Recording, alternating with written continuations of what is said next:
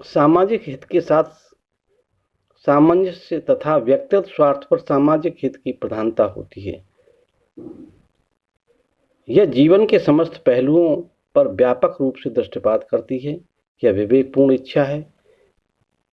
यह व्यक्ति तथा समाज के सामंजस्य में प्रकट होती है। जहाँ तक सामान्य इच्छा का संबंध है, सामान्य इच्छा मानव की आदर्श इच्छाओं का योग मात्र है। दूसरे शब्दों में हम कह सकते हैं कि सामान्य इच्छा मानव की इच्छा का वह श्रेष्ठ भाग है जो संपूर्ण समाज के लिए आवश्यक रूप से हितकर होती है।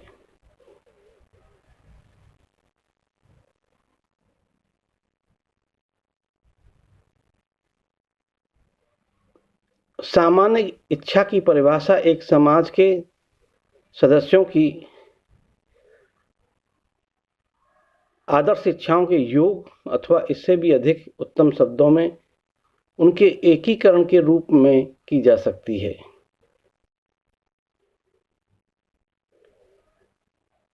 ग्रीन ने सामान्य इच्छा की सूक्ष्म और अर्थपूर्ण व्याख्या करते हुए लिखा है कि सामान्य आदर्शों की सामान्य चेतना ही सामान्य इच्छा है। उपयुक्त विवेचना से स्पष्ट है कि रूसो की सामान्य इच्छा के दो अंग हैं। पहला सामान्य व्यक्तियों की इच्छा और दूसरी है सामान्य हित पर आधारित इच्छा। सामान्य इच्छा के इन दोनों अंगों में द्वितीय प्रथम से अधिक महत्वपूर्ण है और जैसा कि स्वयं रूसो ने कहा है कि मतदाताओं की संख्या से कम तथा उस सामाजिक हित की भावना से अधिक सामान्य इच्छा बनती है जिनके द्वारा वे एकता में बंधे होते हैं। सामान्य इच्छा का निर्माण किस प्रकार होता है? इस संबंध में रूसो का कहना है कि हम सबकी इच्छाओं से चलते हैं और सामान्य इच्छा पर पहुंचते हैं। जब कभी जनता के सामने कोई प्रश्न उत्पन्न होता है तो प्रत्येक व्यक्ति उस प्रश्न पर व्यक्तिगत दृष्टिकोण से विचार करता है। ऐसा समाज यदि सभ्य और सुसंस्कृत हो और उसमें नागरिकता की भावना हो तो विचारों के आदान प्रदान की प्रक्रिया में व्यक्तियों की स्वार्थपूर्ण इच्छाएं एक दूसरे की इच्छाओं को नष्ट कर देती हैं और इस प्रक्रिया के परिणाम स्वरूप सामान्य इच्छा उत्पन्न होती है। पारस्परिक वाद विवाद के परिणाम स्वरूप व्यक्तिगत इच्छाएं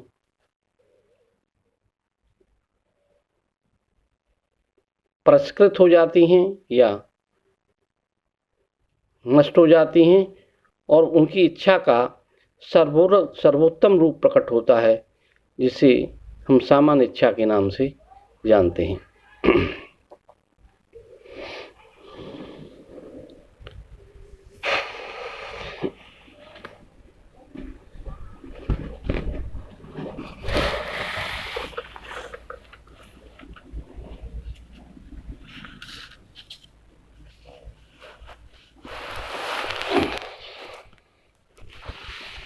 सामान्य इच्छा की कुछ विशेषताएं होती हैं।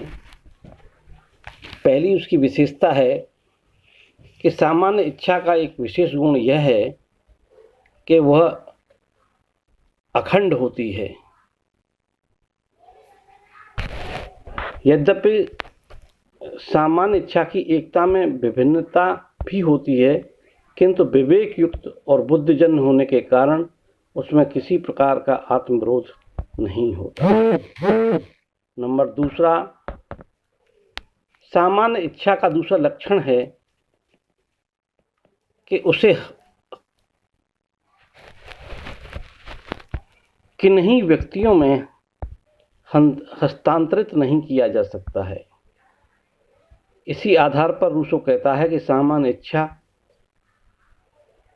प्रतिनिधियों के द्वारा व्यक्त किए जाने योग्य नहीं होती है।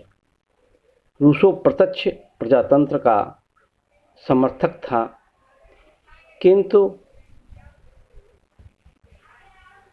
जिसमें व्यक्ति स्वयमेव अपनी इच्छा व्यक्त करते हैं।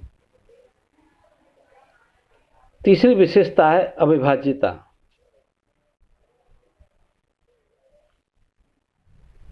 सामान्य इच्छा की एक विशेषता यह भी है कि इसे प्रभुसत्ता से अलग नहीं किया जा सकता है।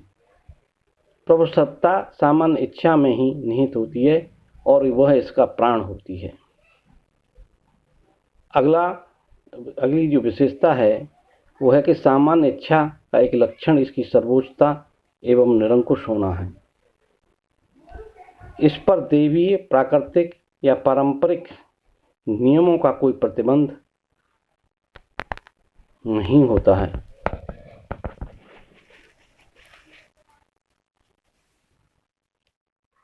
इसकी अगली विशेषता है कि सामान्य इच्छा किसी प्रकार के भावात्मक आवेगों या सनक का परिणाम नहीं होती है, बल्कि मानव के जन कल्याण की स्थायी प्रवृत्ति और विवेक का परिणाम होती है। सामान्य इच्छा लोक कल्याण पर आधारित होती है।